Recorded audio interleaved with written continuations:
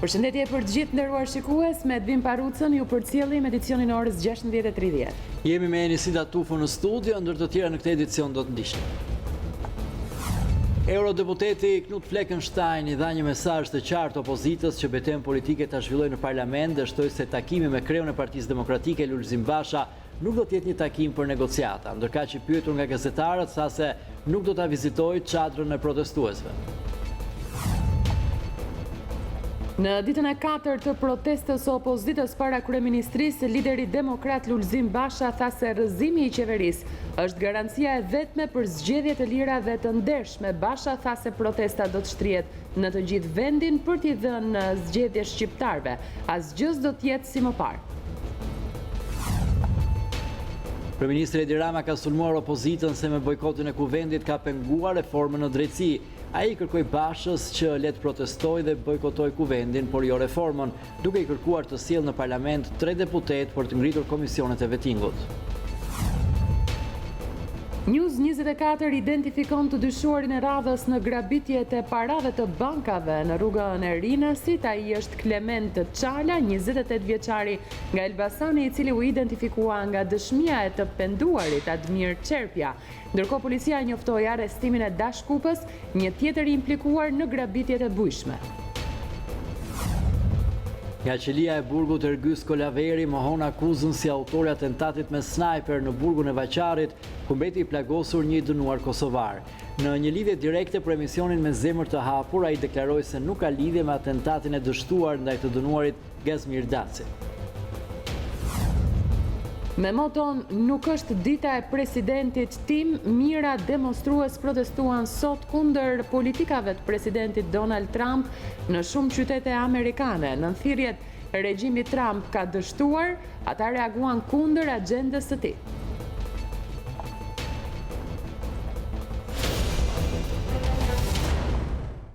Këto ishin disa prej lajmeve më kryesore, do të flasim tani më gjerësisht. Eurodeputeti Knut Fleckenstein i dha një mesazh të qartë opozitës në Tiranë që betejën politike ta zhvillojë në parlament dhe shtoi se takimi me kreun e Partisë Demokratike Lulzim Basha nuk do të jetë një takim për negociata. Ndërkaq i pyetur nga gazetarët tha se nuk do ta vizitojë çadrën e protestuesve në bulevard. Reporteri për Shqipërinë në Parlamentin Evropian Knut Fleckenstein tha sot në Tiranë se opozita duhet të zhvillojë betejën e saj politike në parlament. I pyetur nga gazetarët pas një takimi me ambasadoren e Bashkimit Evropian Romana Vlautin, para se të niste agjendën e takimeve me krerët e maxhorancës dhe opozitës, Fleckenstein tha se do të takohet me kreun e Partisë Demokratike Lulzim Basha, por jo për të zhvilluar negociata me të. Sa herë që vi këtu kam biseduar me zotin Basha dhe kështu do të jetë edhe këtë herë, por jo për negociata. I pyetur se cili është mendimi i tij për protestën e opozitës, vetëm pak metra larg nga grumbullimi protestuesve, eurodeputeti u kufizua të komplimentojë vetëm çadrën e ngritur në bulevard. Tenda duket goxha e lezetshme. Në fund, Knut Fleckenstein theksoi se deputetët duhet ta ushtrojnë punën e tyre në kuvend. Më pëlqen që pjesëtarët e parlamentit të bëjnë punën e tyre në parlament, përveç gjërave të tjera që bëjnë. Pas këtyre deklaratave, Fleckenstein filloi agjendën e takimeve me kryeministrin Rama. Më herët edhe Komisioni Evropian u deklarua kundër bojkotit të parlamentit nga ana e opozitës. Duke folur në emër të këtij komisioni, zëdhënësja Maja Koçiançiç u shpreh për TVSH-n se komisioni mbështet vetëm debatin politik në parlament dhe jo atë jashtë tij që vetëm përkeqëson klimën politike. Për ne debati politik duhet të zhvillohet brenda parlamentit dhe jo jashtë tij. Polarizimi më tejshëm i arenës politike do të ishte vetëm kundërproduktive për ambicien e Shqipërisë për t'u bashkuar Bashkimit Evropian, madje edhe për avancimin në rrugën e saj europiane, deklaroi ajo. Roli i parlamentit është thelbësor në vazhdimin e zbatimit të reformës në drejtësi dhe vetë kjo e fundit për rrugën integruese të Shqipërisë, u shpreh Koçiançiç. Zëdhënësja foli edhe për vërejtjet e LSI-s në lidhje me operacionin ndërkombëtar të monitorimit. Ajo deklaroi se ngritja e këtij bordi është diskutuar në detaje me qeverinë shqiptare. Është dhënë shumë informacion mbi këtë dhe është ngritur në përputhje me legjislacionin përkatës dhe kushtetutën e Shqipërisë dhe detyra e bordit është për të monitoruar procesin. Pra është të jetë e qartë dhe transparente, deklaroi ajo. Kryeministri Edi Rama ka sulmuar opozitën se me bojkotin e kuvendit ka penguar reformën në drejtësi dhe po merr në mbrojtje gjyqtarët dhe prokurorët e korruptuar. Rama i kërkoi Bashës që le të protestojë dhe të bojkotoj kuvendin, por jo reformën, duke i kërkuar të sjellë në parlament 3 deputet për të ngritur komisionet e vettingut. Bojkoti i parlamentit nga opozita është instrument për të bllokuar vettingun. Kështu është shprehur kryeministri Edi Rama për protestën e opozitës, e cila sipas tij ka qëllim të pengojë pastrimin e drejtësisë nga funksionarët e korruptuar, të cilët lirojnë kriminalët e arrestuar nga policia.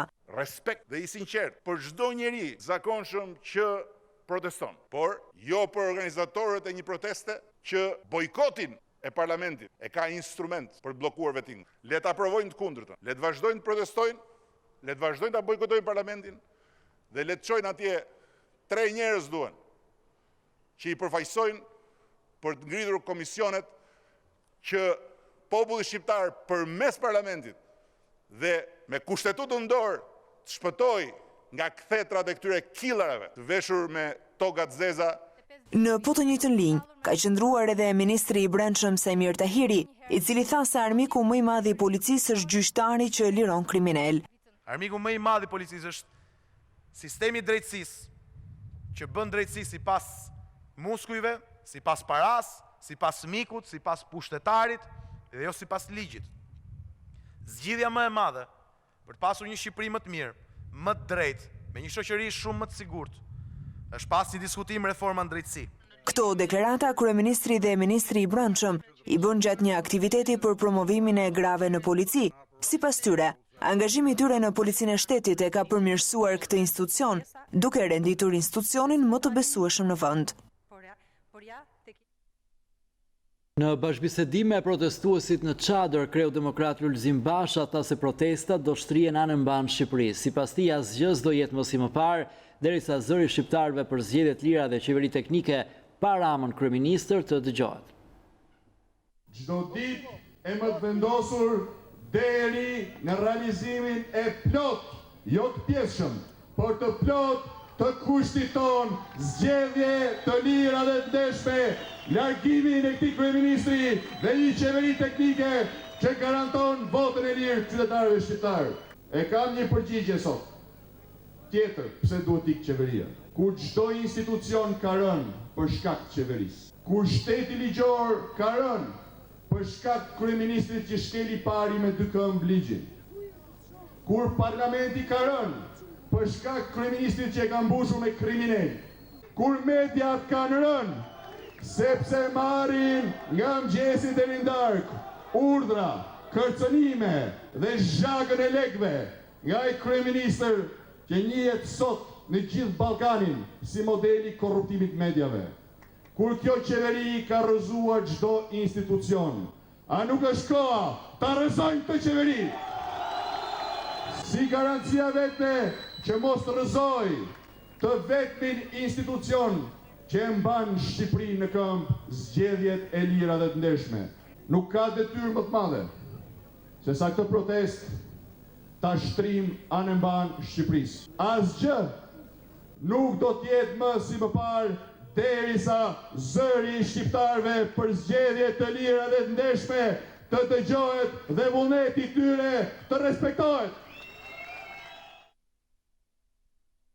Në një kohë që opozita proteston për keqeverisjen dhe ka shpalosur programin e saj për të rikthyer taksën e shesht në masën 9%, Ministri i Financave Arben Ahmetaj ka sulmuar platformën e saj ekonomike që sipas tij e çon Shqipërinë në faliment. Sipas ministrit, rikthimi i taksës së shesht dhe shmangja nga tatimi progresiv do të thotë që të marrësh qytetarëve $120 milion çdo vit, ndërsa borxhi publik të arrijë majat. Ministri i Financave Arben Ahmetaj ka bërë një analizë të tij për programin ekonomik të Partisë Demokratike. Ai ka rrëzuar platformën duke paralajmëruar risje të mëdha për buxhetin dhe ekonominë në rastin e kthimit të taksës së shesht. Varfërimi i shqiptarëve dhe rritja galopante e borxhit është ajo që do të ndodhë sipas kryefinancierit Ahmetaj, në rast se opozita do të vinë në pushtet dhe do të materializojë programin e shpallur. Çdo qytetar që voton për taksën e shesht, voton që të heqë nga xhepi vet $120 milion në vit dhe t'ja japi këtyre që do çojnë deficitin 80%. Imagjinoni çfarë ndodh me Shqipërinë. Kryefinancieri Ahmetaj e quajti një utopi kërkesën e opozitës për një qeveri teknike. Në respekt, çdo qytetar ka të drejtën e vet të jetë i kënaqur ose i pakënaqur me këtë qeveri. Është gjëja më normale në botë, qoftë demokrat, qoftë socialist. Gjatë një bashkëbisedimi me gazetarët, Ahmetaj deklaroi se qeveria do të miratojë në mbledhjen e radhës ligjin që fal borxhet e biznesit ndaj tatimeve dhe doganave. Bëhet fjalë për ligjin i cili fal plotësisht borxhet para 2010-s, ndërkohë që jep mundësi biznesit të përfitojë faljen e gjobave dhe kamatave nëse paguan detyrimin për borxhet nga 1 janari 2011 deri në 31 dhjetor 2014.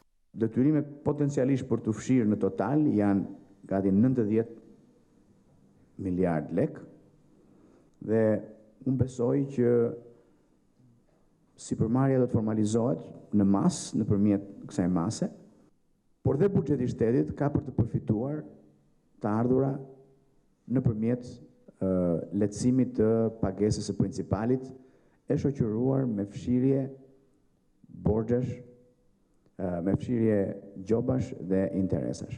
Ahmetaj konfirmoi rritjen prej 3.3% e ekonomisë vitin e kaluar, ndërsa pritshmëritë për këtë vit janë për një rritje prej 3.8%. Bazë për këtë rritje sipas ministrit të Financave është rritja e konsumit të brendshëm dhe pritshmëria për më shumë investime. Bllokimi i sheshit Skënderbej nga Bashkia dhe i bulevardit dëshmorët e kombit nga opozita kanë vështirësuar qarkullimin e mjeteve private dhe publike në Tiranë.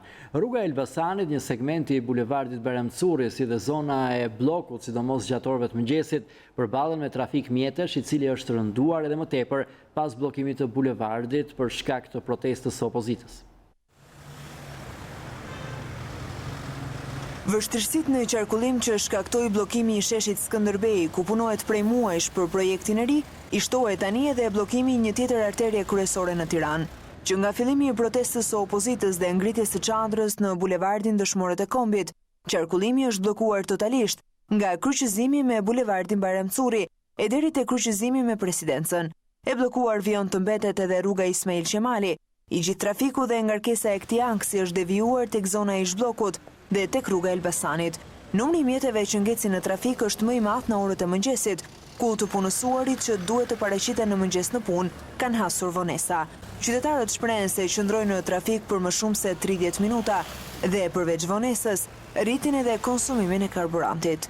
Kemi gjysmë ore nga liceu deri këtu. Ata që janë mbledh atje mund të jenë njerëz pa punë që kanë Terezi. Ne tjertë kemi punë. Në nëzinë jetën, çhalle kanë njerëzit, çhalle kanë ata. 24 orë që ka ditë, ne jemi 24 orë në stres. Bllokimi i bulevardit, këtu është bllokuar, është asfiksuar jeta e këtij vendi, nuk bëhet fjalë për normalitet. Fakt na shqetëson shumë jashtëmase, të llogarit dhe koha për punë edhe konsumi, nuk ke çfarë më bën. Shive, me një hapje semafori 3 makina kalojnë. Bllokimi i aksit përpara kryeministrisë sjell probleme në trafik, pasi ky bulevard ishte një hapësirë ku shfryhej një pjesë e trafikut të qendrës së Tiranës, e cila është bllokuar për shkak të punimeve të bashkisë.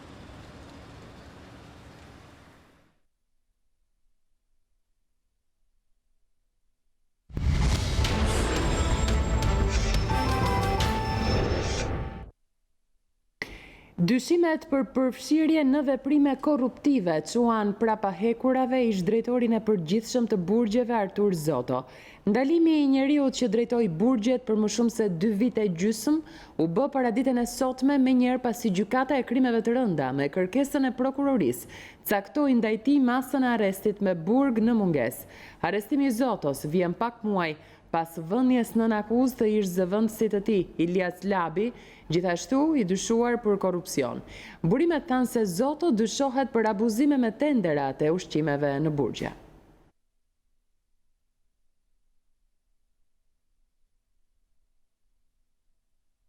Pas akuzave që prokuroria ngriti ndaj Komisionit Qendror të Zgjedhjeve për shkeljet ligjit të dekriminalizimit, kreu i këtij institucioni është drejtuar me një letër krerëve më të lartë të shtetit. Në letrën e siguruar nga Balkan Web, thuhet se gjithë veprimtaria e KQZ-s është kryer me përgjegjësi të plotë.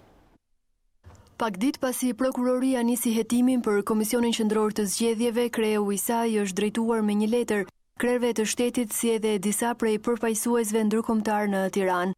Në letrën e siguruar nga Balkan Web, që mban firmën e kreut të KQZ-s Denar Biba, është dërguar edhe informacioni i detajuar rreth procesit të verifikimit nga ky institucion të formularëve të vetë deklarimit. Komisioni Qendror i Zgjedhjeve ju siguron se e gjithë veprimtaria jonë për zbatimin e ligjit të dekriminalizimit është të kryer dhe do të vijojë të kryhet me përgjegjësinë të lartë dhe në përputhje të plotë me kushtetutën e legjislacionit në fuqi. Më 16 shkurt të këtij viti, Prokuroria e Tiranës regjistroi procedimin penal ndaj Komisionit Qendror të Zgjedhjeve, duke akuzuar për shkelje ligjore si për rastin e deputetit socialist Armando Prenga, ashtu edhe për 2 kryetar bashkie. KQZ u akuzua nga prokuroria për shkelje të ligjit duke pranuar deklarime jashtëafatave dhe për mos bashkëpunim. Oficer të policisë gjyqësore nga Prokuroria e Tiranës sekuestruan pranë Komisionit Qendror të Zgjedhjeve të gjithë dokumentacionin, pasi sipas prokurorisë, ky institucion ka shkelur ligjin duke lejuar të zgjedhurit të dorëzojnë një formular të dytë 1 muaj përtej afatit ligjor. Grabitet me armë një agjencie e transferimit parave në Fushkruj, sipas policisë kanë qenë një person i cili ka hyrë në këtë agjenci me kapuçin e xhupit në kokë dhe me një armë tip pistolet me cilën ka kërcënuar punonjësen 23 vjeçare. Referuar sërish policisë qarku Durrës, grabitësi ka arritur të marrë 200.000 lekë të reja dhe është larguar nga vendngjarja. Në vendngjarje mbritën efektivët e rendit dhe nisën hetimet, por deri tani nuk ka asnjë gjurmë nga grabitësi, i cili ende nuk është arritur të identifikohet.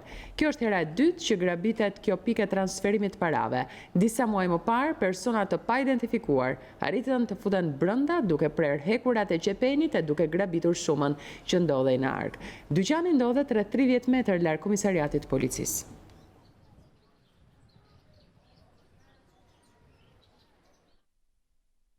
News 24 identifikon të dyshuarin e radhës në grabitjet e parave të bankave në rrugën e Rinasit. Ai është Klement Çala, 28 vjeçari nga Elbasani, i cili u identifikua nga dëshmia të penduarit Admir Çerpja. Ndërkohë policia njoftoi arrestimin e Dash Kupës, një tjetër i implikuar në grabitjet e bushme. Ky që shihni në foto është Klement Çala nga Elbasani. 28 vjeçari është personi i radhës i shpallur në kërkim nga policia e shtetit, pas dyshimeve se një nga krerët e grupit kriminal që realizoi grabitjen e 3.2 milion dollarëve në aksin Qafkasha-Rinas. Çala nuk është një emër i panjohur për drejtsinë shqiptare dhe atë europiane. Ai është një nga 11 të arrestuarit nga burgu i Trikalas, pjesëtar i grupit të Marian Kolës. Bashkë me të, u than Lamtumir Qelive dhe Ilir Kupaj Admir Murataj, ky i fundit i shpallur në kërkim për grabitjen e blindave të 2 bankave. Prokuroria dyshon se 2 miqtë e vjetër, Çala e Murataj, kanë luajtur rol kryesor në grabitjen e 9 shkurtit të këtij viti dhe 3 dhjetorit të vitit 2015. Aksionet e deritanishme të policisë për kapjen e Klement Çalës nuk kanë dhënë rezultat. Më herët, policia e shtetit shpalli arrestimin e Dash Kupës, 41 vjeç, në pikën e kalimit kufitar të Morinës, teksa po kthehej nga Kosova. Kupa, pronari 2 pizzerive, njohje e afërt me Ilir Kupën, u vu në pranga pak orë pasi Admir Çerpja firmosi marrëveshjen me prokurorinë e krimeve të rënda, ku i është dhënë statusi të penduarit të drejtësisë. Mëngjesin e së martës, në masa të rrepta sigurie dhe gjatë një seance sekrete, krimet e rënda i komunikuan Çerpjas masën e arrestit me burg për akuzat e grupit të strukturuar kriminal, grabitje me armë të bankave. Admir Çerpja, i cili u arrestua në fshatin e Lindjes në Zaldar të Dibrës, u ka rrëfyer prokurorëve me detaje mekanizmin e kryerjes së grabitjeve së 9 shkurtit 2017 dhe 3 dhjetorit 2015. Duke ju premtuar siguri për jetën e tij dhe të familjes, Çerpja u tregoi prokurorëve emrat e bashkëpunëtorëve, bazat ku ishin mbledhur për të vënë në jetë planet e grabitjes, rolet që kishin padur gjithë secili prej tyre, si janë ndarë shumat e parave. Më herët, policia vuri në pranga Fation Xhuliun, Dition Memlikën, Neim Avdulajn dhe Ernest Kupën. 3 të parët pranuan përfshirjen e tyre në grabitje, ndërsa i vetmi që mbajti qëndrim mohues për akuzën është Kupa. Dhunohet me mjetet forta nënkryetari i Këshillit të Qarkut Lezhë Agustin Marku. Ngjarja është shënuar dje në mesditë para një lokali në lagjin Skënderbeg në Lezhë, kur sipas policisë Marku është goditur me sende të forta nga dy të rinj, 18 vjeç dhe 21 vjeç pas një konflikti të çastit. Autorët Këndoka 21 vjeç dhe Sëndoka 18 vjeç janë shpallur në kërkim. Burimet e policisë konfirmojnë për News 24 se autorët janë nipërit e ish deputetit Arben Doka. Denoncimi erdhi fillimisht një natë më parë në emisionin Top Story nga kryedemokrati Lulzim Basha, i cili akuzonte për këtë ngjarje ish deputetin. Mëngjesin e sollën policia dha detajet zyrtare duke konfirmuar se nënkryetari i Këshillit të Qarkut Lezhë, Agustin Marku, është jashtë rrezikut për jetën. Marku ka qenë edhe deputet i Partisë Socialiste për Qarkun e Lezhës vite më parë. Familjarët e viktimave të masakrës së Çoles në Vlorë i drejtohen me një letër të hapur presidentit Bujar Nishani, ku akuzojnë gjykatën e lartë për një proces të korruptuar. Pak ditë para vendimit, familjarët e viktimave shprehen se fëmijët e tyre po vriten për të dytën herë. Pak ditë para vendimit të pritshëm nga gjykata e lartë lidhur me çështjen e masakrës së Çoles, familjarët e viktimave i dërgojnë një letër të hapur presidentit të Republikës, ku pretendojnë për një proces të korruptuar. Në letrën e cila i kalon për djenie edhe kreu të gjykatës së lartë, Xhezair Zaganjori, dy nga familjarët, Bilbil Rakipi dhe Ina Jete Velaj, akuzojnë se në gjykatën e lartë ka korrupsion edhe se fëmijët e tyre vriten për të dytën herë. Gjykata e shkallës së parë dënoi me burgim të përjetshëm Aleksandr Lanajn e me nga 35 vite burg në mungesë Bertila Lian e Ani Begajn, vendim që u la në fuqi edhe nga gjykata e lartë. Të tregta kriminal me gjithë provat e paraqitura nga akuza nuk bashkëpunuan me prokurorinë dhe as me gjykatën. Avokatët e tyre kërkuan pafajësi dhe nga gjykata ju dha gjykim i shkurtuar? Pas rekursit në gjykatën e lartë, familjarët ngrenë si shqetësim kohën e shkurtër të nisjes së këtij rekursi edhe të seancës së parë të mbajtur në këtë gjykatë. Familjarët të dy viktimave, Hakir Rakipi dhe Ardi Velaj, hedhin hije dyshimi edhe mbi të njëjtin trup gjykues të vendosur në dy shorte të ndryshme. Pra, shorti edhe këtu pas ka kojnë qiduar. Ne mendojmë që njëjti trup gjykues nuk duhet të gjykojë të njëjtën çështje dy herë. Problem për familjarët është rrëzimi i akuzës së prokurorisë së shkallës së parë nga prokurori i gjykatës së apelit. Ne nuk kemi asnjë dokument në dorë, por me sa dëgjuam në sallë, vetë avokati mbrojtësit të dënuarve në diskutimin e tyre, disa herë ju referua fjalës së zotit Selmani. Vetë gjyqtarët u habitën me mbrojtjen që prokurori i bëri të dënuarve për krimet makabre. Ndërsa shprehin pikëllimin për vrasjen e fëmijëve të tyre, familjarët e dy prej viktimave deklarojnë se ende nuk ka një shpjegim pse ndodhi masakra e Çoles. Ata apelojnë presidentin e Republikës të ndjekë këtë çështje, pasi theksojnë se ende kanë besim te drejtësia.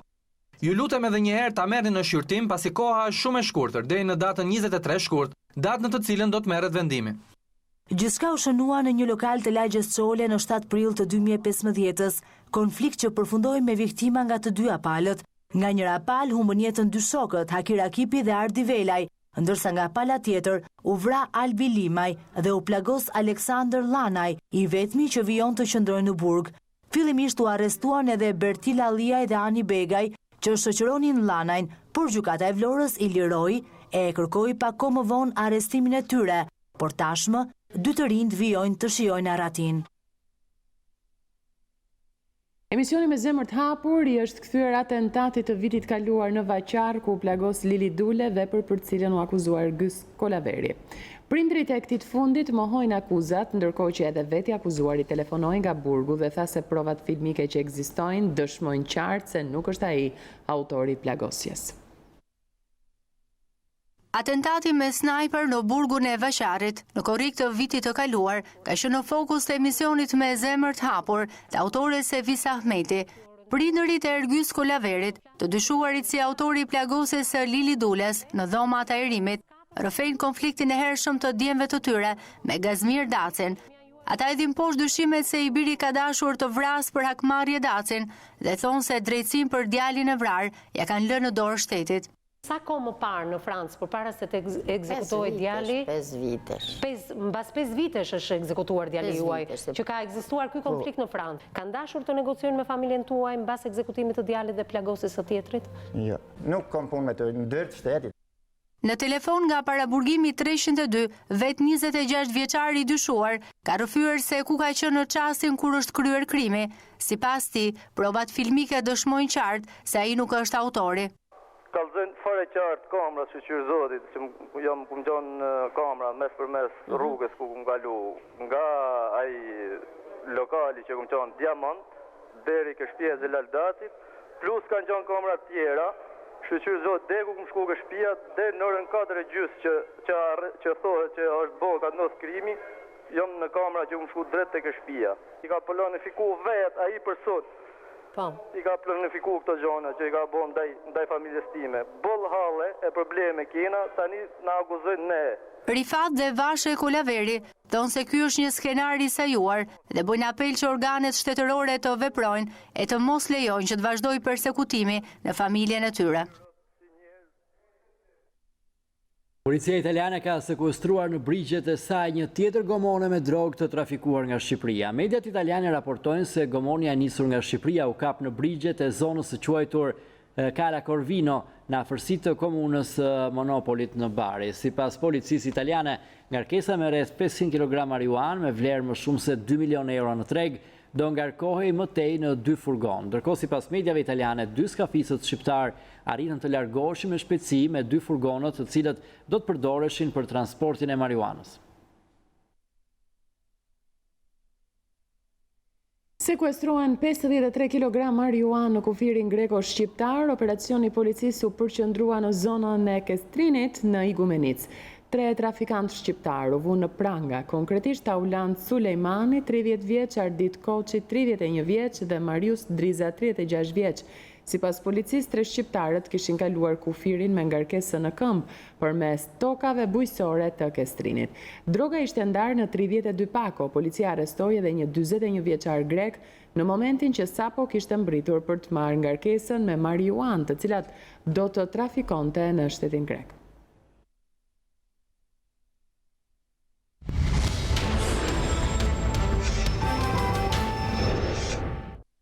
Përshëndetje përsëri, do të lidhemi drejt për drejt me tendën e protestës përpara kryeministrisë. Është kryetari i Partisë Demokratike zoti Basha, teksa është në një komunikim me forumin e grave. Si merr fund kjo? Kjo merr fund kur ne me votë të lirë dhe të ndershme marrim një herë për gjithmonë në dorë të drejtën kushtetuese dhe hyjnore për të shkarkuar dhe për të mbuluar të zgjedhurit tanë në varësi të punës që bëjnë. Dhe duke fituar të drejtë, ne hedhim një hap madh përpara. Një hap madh përpara drejt dignitetit personal çdo shqiptari, duke përfshirë dhe dignitetin e grave dhe nënave. Po, me zgjedhje të lira dhe të ndershme, Partia Demokratike është e gatshme të konkurojë e të fitoj me ofertën më të mirë që do t'i vijë në ndihmë grave të Shqipërisë, nënave të Shqipërisë, vajzave të Shqipërisë. Ofertën e një ekonomie konkurruese me taksat ulta që krijon dhe nuk vret vendet e punës. Ofertën e mbështetjes me stimuj fiskal për ata që mbështesin gratë në përgjithësi dhe gratë kryefamiljare në veçanti. Ofertën e një shëndetësie ku paratë e taksapaguesve nuk zhduken në xhepat e një grushti piratësh dhe hajdutësh të lidhur me kryeministrin, por kthehen në shërbim shëndetësor dinjitoz, me urgjencë funksionale, me ilaçe jo skarco, por cilat garantojnë kurimin e pacientëve, me çmime të përballueshme, të gjitha këto të mundura, nëse dora e zezë e korrupsionit dhe e krimit nuk shtrihet edhe në sektor tillë etik siç është shëndetësia. Me një Shqipëri ku fëmijët shqiptar njësoj si fëmijët europian nuk kanë pse të enden rrugëve, por pasi mbarojnë orarin e mësimit, do të kenë mundësinë për 2 apo 3 orë më shumë, deri në orën kur gratë, nënat dhe prindrit dalin nga puna, të vazhdojnë të qëndrojnë pranë institucioneve arsimore, duke ndjekur lënd jashtë kurrikulumit, në veçanti të kulturës, të sportit, artit, njësoj si fëmijët europian me drek që shërbehet brenda shkollave. Nuk është ëndër, është mundësi. Shqipëria e ka mundësi të paguajë. Por këto para, në vend që të shkojnë për shkolla më të mira, shkolla me drek, shkolla ku mund kujdeset për fëmijët shqiptarë deri në orën 4, deri në orën 4:30, zhduken, vidhen, shpërdorohen me investime fasad, me tendera korruptiv, me makina luksi, me zyra luksi për një grusht pushtetarësh të korruptuar. Si t'i japim fund kësaj? Vetëm me votën e lirë, vetëm me zgjedhje të lira dhe të ndershme. Shqiptarët e kanë ndarë mendjen. Shqiptarët janë bashkuar. shqiptarët e kanë marrë vendimin dhe ne këtu jemi prova e gjallë se ky vendim do të zbatohet patjetër. Do të zbatohet patjetër dhe ne nuk jemi këtu për t'ju lutur askujt. Koha po kalon, koha po vjen kur do të fillojnë të luten ata. Por më mirë t'ju vinë mend para se t'jetë tepër vonë, sepse pastaj nuk ka lutje t'i shpëtojë nga zemrata popullit. Zgjedhje të lira dhe të ndershme mund dhe do të ketë vetëm pa qeverinë e lidhur me krimin, pa qeverinë që kriminalizoi parlamentin, qeverinë që përbuzi dhe hodhi në rrugë edhe gratë socialiste për t'i hapur në vend trafikantëve të grave, siç ishte rasti në Lezhë, për t'i hapur rrugë dhunuesve të grave, siç janë qindra, mijëra raste anë mban administratës shtetërore. Një qeveri e përgjegjshme, një qeveri që kujdeset për qytetarët, nuk mund të ketë zanafill tjetër përveç se votës lirë, zgjedhjeve të lira dhe të ndershme. Qeveria e shqiptarëve që po vjen, qeveria që do t'i kthejë pushtetin ekonomik dhe pushtetin politik qytetarëve shqiptar pa dallim bindjesh politike. Qeveria që do të marrë në dorë e do të kujdeset për fatin e çdo qytetari, e në veçanti të grave, vajzave, nënave shqiptare, do të jetë qeveria që do të burojë nga zgjedhjet e lira dhe të ndershme, betejë që do të fitojmë këtu në këtë shesh për çdo shqiptar dhe për brezat që do vinë. Nëse ka një mision të shenjtë për cilën ja vlen të sakrifikojmë, një mision të shenjtë për cilën ja vlen të qëndrojmë deri në fitore, është siguria, liria, mirëqenia e brezave që do vinë. As siguri, as liri dhe as mirëqenie nuk do të ketë nëse vendi bie në errësirën, në humnerën e krimit, drogës dhe zgjedhjeve të kapura. Ndaj qëndresa jon këtu sot, nesër, e deri në arritjen e fitores tonë, është garancia, është domosdoshmëria, është vendimi që do t'i shkojmë deri në fund të gjithë bashku këtu, dhe si që kam dhënë fjalën, nuk do të ketë thim pas, nuk do të ketë zero negociata me vendimin e shpallur. Qeveri teknike ose zgjedhje nuk do të ketë. Largim të këtij kryeministri dhe këtij kabineti të bërnjish me drogën dhe krimin ose zgjedhje nuk do të ketë. Ti thrasin mendjes, ta dëgjojnë zërin e qytetarëve, mos t'i bëjnë gabim hesapet, për ndryshe, sheshi i 18 shkurtit do të mbushet 2 herë më shumë dhe atë valë popullore nuk do të ketë njëri të ndalë. Thellësia njerëzore e kësaj proteste, qytetaria e kësaj proteste, vërtetësia e kësaj proteste u përcaktua që në minutën e parë nga pjesëmarrja cilësore dhe masive e grave dhe nënave shqiptare, e vajzave dhe e trejave shqiptare, për cilën jo vetëm unë, por një kombi tërë ju është mirënjohës. Një kombi tërë ju është mirënjohës që mes sakrificave të shumta me cilat përballeni ditë për ditë, vendosët të merrnit fatin tuaj në dorën tuaj, duke bërë sakrificën madhore të bashkimit me këtë protest, me këtë lëvizje mbar popullore, me këtë lëvizje kombëtare dhe demokratike. Kjo lëvizje që nisi të shtunën do të përfundoj vetëm me fitoren e popullit shqiptar, vetëm me fitoren e qytetarëve shqiptar, të bashkuar për zgjedhje të lira dhe të ndershme, të bashkuar për largimin e qeverisë së krimit dhe drogës, të bashkuar për lindjen e shpresës re Shqipërisë moderne, europiane dhe demokratike. Ju faleminderit për këtë mundësi të jashtëzakonshme. Do doja të vazhdoja të qëndroja këtu, por një takim me një dërguar të Parlamentit Evropian që për fat keq nuk mund të zhvillojë në një orar tjetër, më detyron të shkëputem për disa minuta dhe menjëherë pas takimit do t'ju bashkohem sërish. Faleminderit.